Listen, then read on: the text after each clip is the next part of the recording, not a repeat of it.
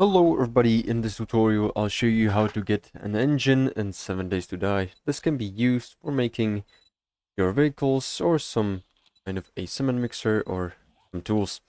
So to begin, first of all, you'll need to have some kind of a salvaging tool like the wrench or impact driver or a ratchet. And also I recommend that you have the salvage operation skills inside of the perception tab unlocked to the fullest, because this is going to give you a lot more damage with the salvage tools and also increase the yield from the salvaged items.